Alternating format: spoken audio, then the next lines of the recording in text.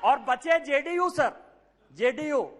और मैं बड़ी गंभीरता के साथ एक बात आपको कहना चाहता हूं कि 2005 में जब जेडीयू की सरकार नहीं बनी और रामविलास पासवान जी की आवश्यकता पड़ गई, तो वो मीटिंग दो जगह पर हुई सर। एक पत्रकार के घर पर हुई जिसका नाम मैं नहीं बोलना चाहता, और दूसरी मीटिंग रामविलास पासवान जी, नीतीश जी की मेरे घर पर हुई सर। और उस वक्त का मैं एक चीज और खुलासा कर देना चाहता हूं कि जेडीयू को यदि सबसे ज्यादा किसी ने फंड करवाया होगा तो यदि 2, 4, 5 आदमी होंगे तो उसमें एक नाम निशिकांत दुबे का भी है। आप मेरा विरोध कर रहे हैं, मेरा है, मैं on the floor of the house कर रहा हूं, बड़ी गंभीरता के साथ कर रहा हूं, आप उसकी बात कर रहे हैं।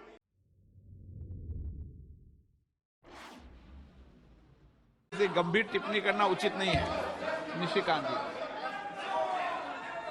आदरणीय अध्यक्ष जी, मैं इस अविश्वास प्रस्ताव के विरोध में खड़ा हुआ। मैं अपने दल के नेता माननीय प्रधानमंत्री मोदी जी और पूरी भारतीय जनता पार्टी के लीडरशिप का शुक्रगुजार। एक मिनट माननीय सदस्य, आप सीनियर व्यवस्था हो, शब्द बोलते समय ढंग से बोला करो, ये तरीका ठीक नहीं है। आप क्या शब्द बोलते हो, क्या नहीं बोलते, अच्छा लगता है क्या? पार्टी का शुक्रगुजार हूं कि उन्होंने मुझे अविश्वास प्रस्ताव पर जो है पहले वक्ता के तौर पर बोलने के लिए खड़ा किया। मैं ये सोच रहा था कि राहुल जी बोलेंगे, क्योंकि मीडिया में तरह तरह की खबरें आ रही थी, लेकिन लगता है कि शायद राहुल जी आज तैयार नहीं थे, देर से उठे होंगे तो नहीं बोल पाए। कोई बात नहीं है, गौरव गोगोई जी ने बोला, बहुत अच्छा बोला।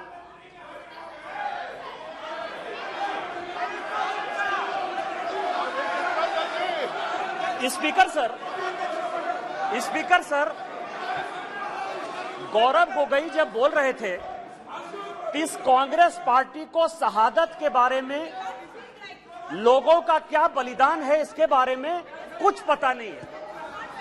इन्होंने मणिपुर की बात की और पूरे देश को नहीं, पूरे संसद को जो है इन्होंने चैलेंज किया कि आप लोग में से बहुत लोग मणिपुर नहीं गए होंगे, मणिपुर नहीं देखा है आपने। मैं मणिपुर के इतिहास का भुक्तभोगी हूं। मेरे मामा एनके तिवारी 73 में अपनी पैर जो है वो गंवा चुके मणिपुर में, और 1989-90 में मणिपुर में उनके ऊपर अटैक हुआ, सीआरपीएफ के वो डीआईजी हुआ करते थे। और जो जगमोहन जी ने अपनी किताब लिखी है माई फ्रोजन टर्बुलेंस इन कश्मीर, उसमें उन्होंने 10 बार जिक्र किया है कि यदि एनके तिवारी जैसे अफसर नहीं होते तो शायद कश्मीर नहीं बचा पाते। और वही एनके तिवारी जब मणिपुर में आईजी बनकर गए तो आपकी सरकार ने उसी ओपीएम लॉबी के तहत उनको गिरफ्तार कर लिया और कोर्ट ने कहा कि ये आप कर सकते हैं। आप राष्ट्रवाद की बात करते हो, आप मणिपुर की बात करते हो। आपने अभी कहा कि असम में समझौता हुआ, आप तो असम के हैं, सांसद हैं। क्या 83 के चुनाव में कितने % लोगों ने असम में वोट दिया था? कितने लोग मारे गए थे?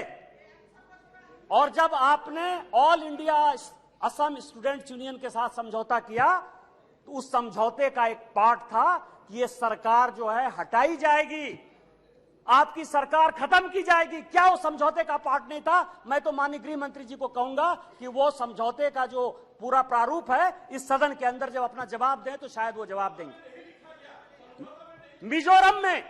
मिजोरम में आपने 7% वोट के आधार पर, केवल 7% वोट के आधार पर, केवल 7% पूरे देश को जानने के लिए है, लालथन हावला की सरकार बना दी थी।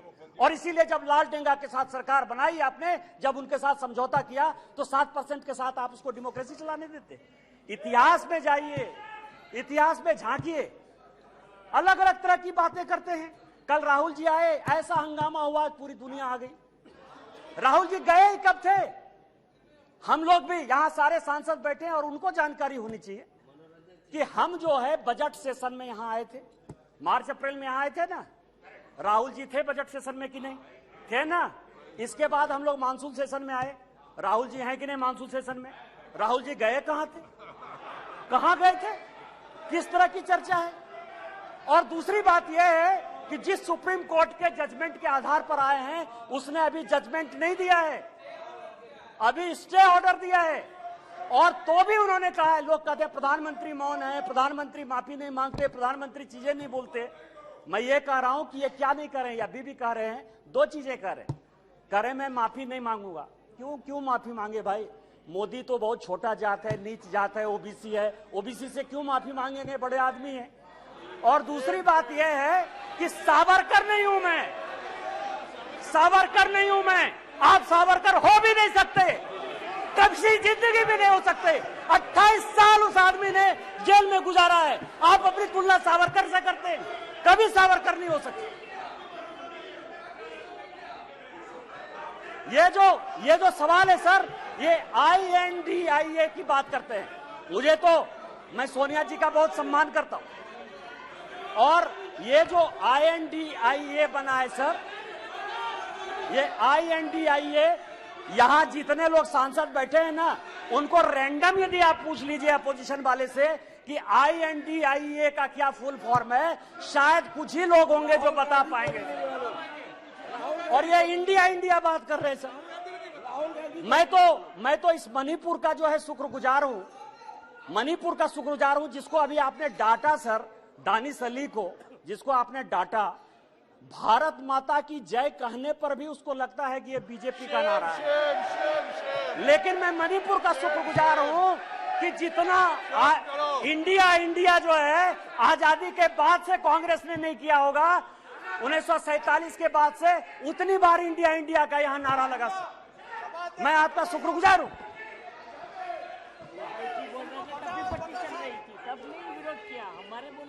मेरे प्रधानमंत्री अध्यक्ष महोदय, मेरे प्रधानमंत्री एक बात कहते हैं कि ये अविश्वास प्रस्ताव नहीं है। प्रधानमंत्री जी कहते हैं कि ये अविश्वास प्रस्ताव नहीं है, ये अपोजिशन में विश्वास प्रस्ताव है कि कौन अपोजिशन में कौन किसके साथ है। जब माननीय प्रधानमंत्री जी ने यह कहा तो मैंने सोचना शुरू किया सर कि प्रधानमंत्री जी ये बात क्यों कह रहे हैं, हमारे खिलाफ अविश्वास प्रस्ताव है, लेकिन वो कह रहे हैं कि ये अपोजिशन वाले अपने विश्वास प्रस्ताव की बात कर रहे हैं और उसमें वो देखना चाहते हैं कि कौन दल सचमुच उनके साथ है। तो मैं तह पर गया सर कि अविश्वास प्रस्ताव पर कौन कौन पार्टी हमारे खिलाफ है।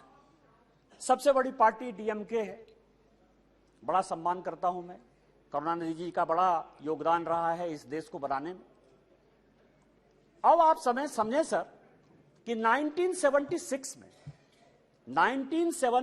में भ्रष्टाचार के आरोप के ऊपर इस कांग्रेस ने करुणानिधि जी की सरकार को बर्खास्त कर दिया, और 80 में जब इंदिरा जी की सरकार बनी तो यही DMK उनके साथ हो गई। आप करें तो रासलीला, हम करें तो करेक्टर ढीला।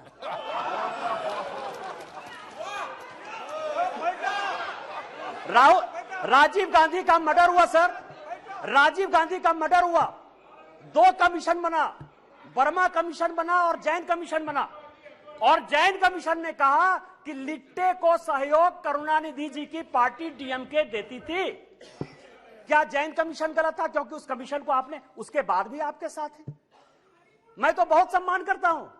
आप ये बताएं कि आप भ्रष्टाचार की बात करते हो, आप ED CBI इनकम टैक्स की बात करते हो, इसी सदन के बड़े इंपॉर्टेंट सदस्य हैं, मैं सम्मान करता हूं, मेरे दोस्त हैं, राजा साहब, कनी जी बैठी हुई हैं, दयानिधि मारन जिनका विभाग बदल गया। हमने आपके ऊपर 2G का केस लगाया, हमने बंद किया। उस गरीब महिला को सर, बेचारी महिला को इन लोगों ने जेल में डाला। आप हमारे खिलाफ हो, हमने क्या किया? हमने क्या किया? हमने आपका विभाग नहीं बदला, हमने आपका विभाग नहीं बदला। आप अपोजिशन का लेके आए हो, आप अपने पोजीशन पार्टी की बात कर रहे हो। दूसरी पार्टी है TMC, दूसरी बड़ी पार्टी है जो प्रधानमंत्री जी ने कहा, उसी को मैं एक्सप्लेन कर रहा हूं सर कि प्रधानमंत्री जी ने, क्योंकि वो हरि अनंत हरि कथा अनंता वाली बात करते हैं, एक शॉर्ट लाइन में बात करते हैं। दूसरी पार्टी है सर TMC। माननीय राजनाथ जी संजोग से बैठे हुए हैं। सिंगूर का बड़ा आंदोलन हुआ, भारतीय जनता पार्टी की सहयोगी थी, हमने साथ दिया TMC का।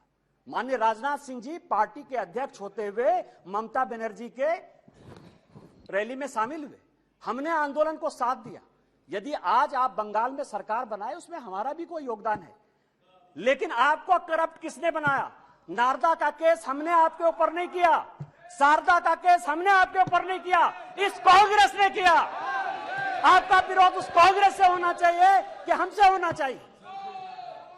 तीसरी पार्टी है लालू प्रसाद जी की आरजेडी, ललन सिंह जी यहां बैठे हुए।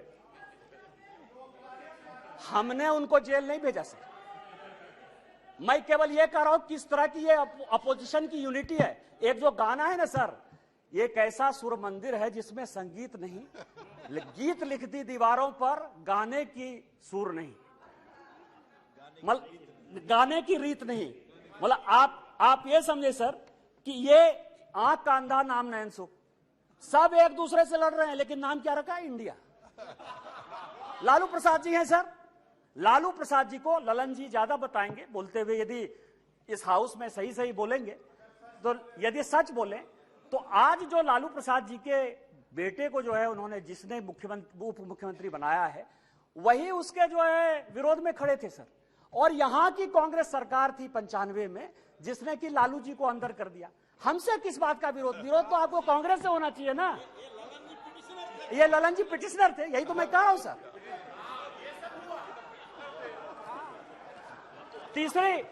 तीसरी पार्टी है सर मुलायम सिंह यादव जी। चौथी पार्टी है मुलायम सिंह यादव जी की पार्टी सर। अच्छा, मुलायम सिंह जी जो यहां थे तो हम लोगों के लिए बड़े सम्मानित थे, और जब भी है देश प्रेम की जो भावना थी उसके ऊपर कोई चैलेंज नहीं कर सकता है सर। लेकिन मुलायम सिंह यादव की इमेज को किसने चौपट किया? ये मेरे पास यदि बोलेंगे सर, सारे पेपर में लेके आया हूं कि विश्वनाथ चतुर्वेदी जो है कांग्रेस के कार्यकर्ता है, पीआईएल करते, और सीबीआई का केस जो है 2007 में डिसप्रोपोर्शनेट एसेट का मुलायम सिंह यादव जी के ऊपर हो जाता है। 2008 में इसी सदन में मुलायम सिंह यादव जी ने आपको सीबीआई के डर से न्यूक्लियर में सपोर्ट किया कि उन्होंने अपनी आइडियोलॉजी के तहत किया, ये आप बता दीजिए जनता को। और उसके बाद आपने इनकम टैक्स का केस कर दिया। और हमने क्या किया मुलायम सिंह यादव जी के साथ? हमको पता था कि वो ईमानदार आदमी है, हमको पता है कि देश के प्रति उनकी भावना जो है, और ये पिछड़े दलित शोषित वर्ग से आते हैं, इसीलिए कांग्रेस ने उसको ये किया। हम लोगों ने सीबीआई के सारे केस को खत्म किया, और आज मुलायम सिंह यादव जी के ऊपर केस ने, फिर भी मुलायम सिंह यादव जी हमारे विरोध में, और उसके बाद पद्म भूषण भी दिया हमने। उस दिन सुप्रिया जी बहुत बोल रही थी, एनसीपी है नेचुरली करप्ट पार्टी। कहा है सर? माननीय प्रधानमंत्री जी ने कहा है, बीजेपी कहती है, हम लोग कहते रहते। मैं गया उनके तह पर गया कि 80 में मैं केवल अपोजिशन यूनिटी की बात कर रहा हूं सर।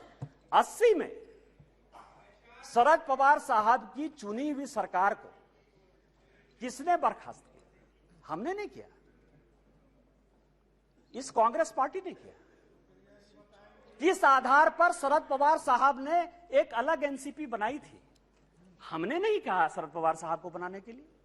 किस आधार पर जब हम पहली बार यहां जीत कर आए तो रोज जो है इसी तरह की महंगाई की बात होती थी, एक एक्सचेंज की बात, कमोडिटी एक्सचेंज की बात होती थी, रोज पवार साहब के ऊपर आरोप लगते थे, हमने नहीं लगाया। और फाइनली पवार साहब जैसे सीनियर आदमी को कंज्यूमर अफेयर्स मिनिस्ट्री छोड़ना पड़ा। और उसके बाद मैं कागज देख रहा था सर, 2012 और 13 में जिसके लिए कहा कि 70,000 करोड़, जिसके लिए कि काफी पहले तो अब धीरे से बोलती थी, हंस के बोलती थी तो अच्छा बोलती थी, अभी थोड़ा जोर जोर से बोलती है। अब आप समझिए कि व्हाइट पेपर इसी कांग्रेस के चीफ मिनिस्टर पृथ्वीराज चौहान ने किया। छगन भुजबल जी के ऊपर महाराष्ट्र सदन का केस इसी पृथ्वीराज चौहान ने किया, उन्हीं के एसीबी ने किया। 70,000 करोड़ के इरिगेशन स्कैम का भी केस इसी कांग्रेस ने किया। हमने क्या किया आपके साथ? हमसे क्यों, किस बात की लड़ाई है? हमने आपके साथ क्या किया? आपको तो इस कांग्रेस को देखना चाहिए था। इसके बाद एक पार्टी है सर, फारूक अब्दुल्ला साहब, बड़े सीनियर हैं यहां। 1953 में, याद करिएगा सर, 1953 में शेख अब्दुल्ला साहब को जेल में इसी कांग्रेस पार्टी ने बंद किया। 1975 तक 22 साल वो आदमी जेल में रहा इस कांग्रेस पार्टी के कारण। और उसके बाद समझौता किया, शेख इंदिरा समझौता 1975 में। इनका विरोध उसके साथ होना चाहिए कि हमारे साथ होना चाहिए? यहां ओवैसी साहब बैठे हैं, उस दिन पूछ रहे थे कि मैं इधर रहूं कि उधर रहूं। आप तो मुसलमानों की बात करते हैं, मुसलमानों की बात करते हैं। सच्चर कमेटी की रिपोर्ट इसी मनमोहन सिंह जी की सरकार ने लाया, उसने कहा कि पूरे देश में मुसलमानों की हालत खराब है। आपको विरोध इस कांग्रेस से होना चाहिए, हमारे साथ प्यार होना चाहिए कि आप उसके साथ अविश्वास प्रस्ताव पे खड़े हो। और बचे जेडीयू सर, जेडीयू।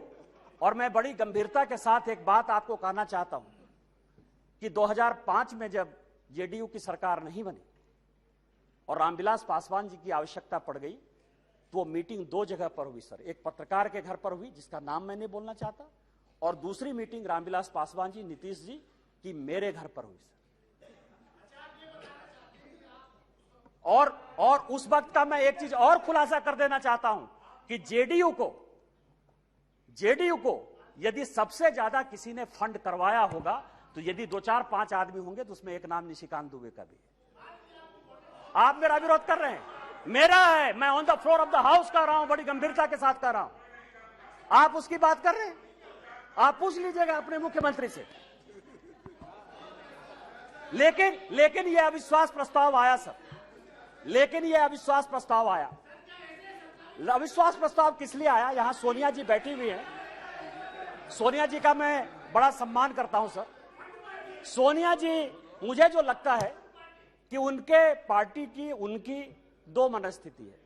वो एक हिंदू सभ्यता संस्कृति में बिलीव कर रही है, इसीलिए अलौकिका पंडिता की तरह जो पूरा किताब में लिखा हुआ है कि क्या क्या करना चाहिए एक भारतीय नारी को, उसका पूरा का पूरा पिक्चर सोनिया जी देती है। उनको दो काम करना है, बेटे को सेट करना है और दामाद को भेंट करना है।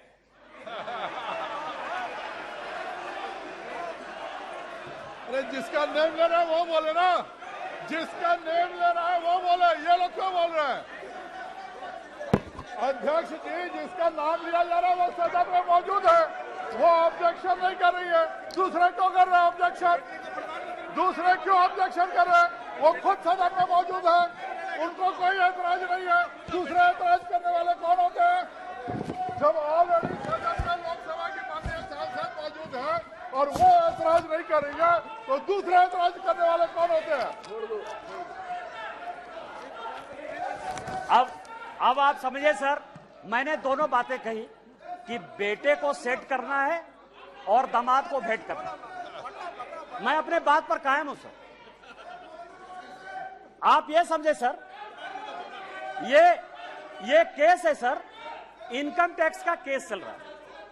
नेशनल हेराल्ड का इनकम टैक्स का एक केस चल रहा है ट्रिब्यूनल में। मैं जो भी पेपर कहेगी कांग्रेस, मैं on the floor of the house जो है इसको रखने को तैयार हूं। और यदि इसमें एक भी बात गलत होगी तो मुझे आप सदस्यता से उसी दिन निकाल दीजिएगा सर। लेकिन कांग्रेस पार्टी को सुनना चाहिए सर। इनकम टैक्स अथॉरिटी ने कहा कि ये फाउंडेशन के जितने इनके केस है, नेशनल हेराल्ड के जितने केस है, उसकी असेसमेंट करें। हाई कोर्ट का आदेश सर, हाई कोर्ट का आदेश आ गया, हाई कोर्ट का आदेश आ गया कि इसको जो है सेंट्रलाइज करना। ये हाई कोर्ट का आदेश है सर। अभी ये सुप्रीम कोर्ट चले गए। अब आप समझिए कि इनकम टैक्स से बचने के लिए 1 लाख रुपया देके कोई 5,000 करोड़ की कंपनी ले सकता है। ये मैडम सोनिया जी और राहुल जी बता सकते हैं सर, कोई दूसरा नहीं बता सकता। और ये कह रहे हैं कि केवल हमारे ऊपर ये चीजें होती है। यहां जीएम सिद्धेश्वर बैठे हुए सर, हमारे पार्टी के सांसद हैं जीएम सिद्धेश्वर। अब भी 80 करोड़ रुपया उन्होंने इनकम टैक्स में भरा है सर। यदि मोदी जी आपको चोर कहने की बात करते हैं तो अपने पार्टी के भी लोग जो दोषी हैं उनको भी 80 करोड़ रुपया दिया। मैं ऑन रिकॉर्ड कर रहा हूं सर, जीएम सिद्धेश्वर को 80 करोड़ देना पड़ा। बीजेपी के 4 बार के सांसद हैं और आप इनकम टैक्स के लिए बचाव करने के लिए सुप्रीम कोर्ट जाने की बात करते हो। ईडी की रेड होती है सर। और मैं आपको बताऊं कि एक भाग गया है, भंडारी है, मैं उसका पूरा नाम नहीं लूंगा क्योंकि भंडारी कोई भी हो सकता है सर। किसी भी दिन वो यूके से लौट कर आ जाएगा। मैंने इसी हाउस में कहा था कि किसी आदमी का जो है, दामाद जी का जो है मकान है लंदन में, ये कोर्ट का ऑर्डर है सर। एक आदमी जो भागा उसका नाम है सीसी थम्पी। कोर्ट के आदेश के बाद उसका बेल हुआ। इस कोर्ट का ऑर्डर है सर। उस कोर्ट के ऑर्डर में सीसी थम्पी ने ये एक्सेप्ट किया कि उसने जो दामाद जी हैं, दामाद जी के नाम पर कौन दामाद, कोई भी दामाद हो सकता है। इनको दामाद जी से क्या प्रॉब्लम है सर, मेरा भी दामाद हो सकता है। 12 ब्रांसन स्क्वायर थम्पी ने, जिसको थम्पी ने, कोर्ट ने आदेश दिया कि जब जरूरत होगी तुम आ जाना, आप समझिए कि वो भाग गया। उसने कहा कि 12 ब्रांसन स्क्वायर जो है हमारा है। उसी तरह से संजय भंडारी का जो आने वाला है सर, यूके कोर्ट ने जो आदेश किया है उसमें यह बात कहा है कि दामाद जी का वो मकान है। आप क्यों भाग रहे हो? तो जो मैंने आपको कहा कि ये जो अविश्वास प्रस्ताव है सर, ये अविश्वास प्रस्ताव का जो मूल मंत्र है कि बेटे को जो है सेट करना है और दामाद को भेंट करना है। कल जो है सर, कल मेरी बात पर जो है बड़ा हंगामा हुआ, न्यूज क्लिक के ऊपर बड़ा हंगामा हुआ।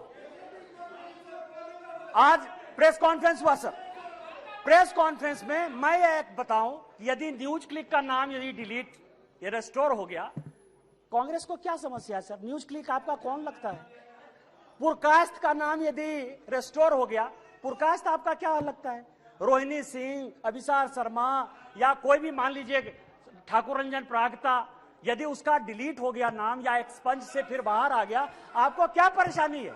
आपका कोई मतलब नहीं है। और मैं ऑन रिकॉर्ड एक और रिविलेशन करना चाहता हूं सर कि सीपीएम के जो जनरल सेक्रेटरी, पूर्व जनरल सेक्रेटरी थे प्रकाश कारात साहब, उनका पूरा का पूरा मेल मैं ऑन रिकॉर्ड आपको लाना चाहता हूं कि जो वो नेवेली राय सिंघम था उसके साथ उनके हजारों मेल हैं। और जब आप कहेंगे मैं ऑन रिकॉर्ड उसको पेश कर दूंगा सर कि सीपीएम किस तरह से देशद्रोही पार्टी के साथ है। हम तो आइडियोलॉजी में मानने वाले हैं। यदि हमने सीपीएम के साथ लड़ाई की आइडियोलॉजिकल, तो आज तक हमने सीपीएम के साथ समझौता नहीं किया, आज तक हमने समझौता नहीं किया।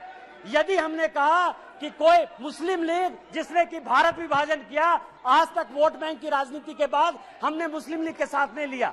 लेकिन आपको जिस कांग्रेस पार्टी ने रोज रोज जलील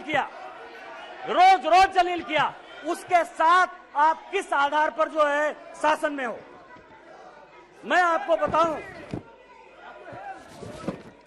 मैं आपको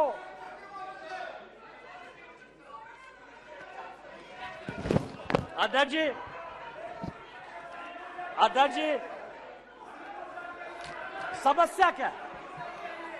समस्या क्या है कि हमने जो है एक क्विट इंडिया मूवमेंट जो है स्टार्ट किया है। माननीय प्रधानमंत्री जी जो है गरीब के बेटे हैं, गरीबी को समझते हैं। एक विकास की पट्टी देखकर आपने अभी पूरे पार्लियामेंट को देखा कि किस तरह से परेशान हुआ। कारण क्या है सर? मैं जिस इलाके से आता हूं, मैं आपको बताता हूं कि रीजन क्या है और इतना बड़ा बखेड़ा क्यों। मैं जिस इलाके से आता हूं वहां संथालपुरना इलाका है सर। यदि रात हो जाए तो यदि कोई बीमार हो जाए तो उसको गंगा नदी टपने के लिए कोई पुल नहीं था सर। आजादी के 75 साल बाद आज वो पुल बन रहा है साहबगंज का सर। झारखंड इस देश में सबसे ज्यादा माइंस और मिनरल्स देता है सर। 40% से ज्यादा माइंस और मिनरल्स इस देश का झारखंड में। उसके बावजूद भी सबसे ज्यादा बेरोजगारी, सबसे ज्यादा भ्रष्टाचार, सबसे ज्यादा विस्थापन, सबसे ज्यादा पलायन उस झारखंड में। आज आप समझिए उसका कारण यह था कि हमारे पास कोई पोर्ट नहीं था सर। आज माननीय प्रधानमंत्री जी के कारण मल्टी मॉडल हब पोर्ट जो है साहबगंज में गंगा नदी में बना है। मैं जहां से सांसद हूं सर, 75 साल में वहां के लोगों ने रेल नहीं देखा। आज जो है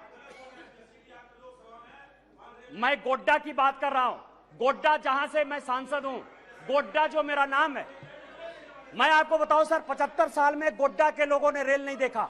आजादी के 75 साल बाद आज वहां रेल है, उस रेल को देखने के लिए 5 लाख की भीड़ आई थी। आज ये सिचुएशन है सर।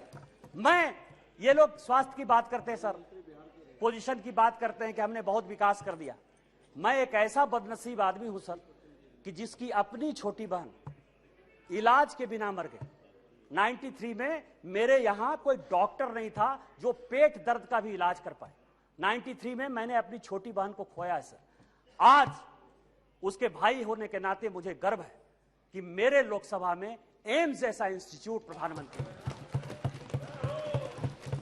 देवघर है सर, 12 ज्योतिर्लिंग का देवघर है, वहां लोग पूजा नहीं कर पाते थे। आज बेंगलोर से, आज बंबई से, आज अमेरिका से, लंदन से सभी लोग वहां एयरपोर्ट पर चढ़कर आते हैं। यह विकास है। आज मेरे लोकसभा में 2 medical college, 3 engineering college, 4 polytechnic college, 16 ITI, 2 agriculture college, 1 dairy college, 4 केंद्रीय विद्यालय, ये सारी चीजें माननीय प्रधानमंत्री जी ने दी है सर। इनका विरोध यह है कि गरीब के घर में जो चूल्हा जल रहा है, जो घर घर में पानी जा रहा है, जो नल जल की पहल चल रही है, जो गंगा से पानी देवघर आने की बात चल रही है, उसका यह विरोध है सर। इनका विरोध यह है कि बाइडेन ऑटोग्राफ क्यों लेता है। इनका विरोध यह है कि पापुआ न्यू गिनी का जो है प्रधानमंत्री उनका पांव क्यों छूता है। इनका विरोध यह है कि ऑस्ट्रेलिया का जो प्रधानमंत्री है वो उनको बॉस क्यों कहता है। माननीय प्रधानमंत्री जी ने चाहे पिछड़े इलाके हो, चाहे देश हो, चाहे दुनिया हो, जितना काम किया है उसके कारण इनको लगता है कि 2024 में नहीं आने वाले हैं। मैं अध्यक्ष जी अपनी बात महाभारत से खत्म करना चाहता हूं। महाभारत का एक बड़ा कहानी है सर कि द्रौपदी का चीरहरण हो रहा था और पूरे, चाहे कौरव पक्ष के लोग हों चाहे पांडव पक्ष के लोग हों, वो सभी जो है चीरहरण को देख रहे थे। अध्यक्ष महोदय, आज माननीय प्रधानमंत्री जी, ये लोग नहीं समझेंगे सर, ये लोग इसीलिए नहीं समझेंगे कि माननीय प्रधानमंत्री जब परिवारवाद की बात करते हैं ना तो इनको लगता है कि परिवार की बात करते हैं। माननीय प्रधानमंत्री जी परिवार की बात नहीं करते हैं। वकील का बेटा वकील हो जाए क्या दिक्कत है। IAS का बेटा IAS होता है सर। यहाँ DG हैं RPF के, वो IPS भी हैं, उनके दोनों बेटे IAS बने सर, जो अपनी योग्यता क्षमता के साथ आते हैं। परिवार को वो क्या कहते हैं, आज मेरे यहाँ का नेतृत्व क्या है। माननीय प्रधानमंत्री जी गरीब परिवार से हैं। माननीय नड्डा जी ये हैं जिनके परिवार में कोई पॉलिटिक्स भी नहीं था।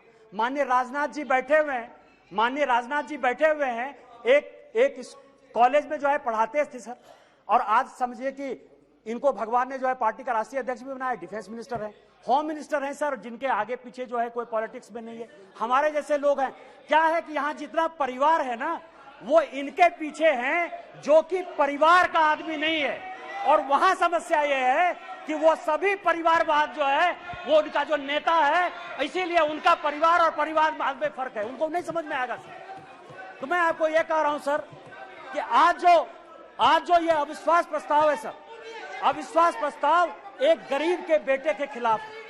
आज जो ये अविश्वास प्रस्ताव है उस आदमी के खिलाफ है जिसने कि लोगों को मकान बना के दिया।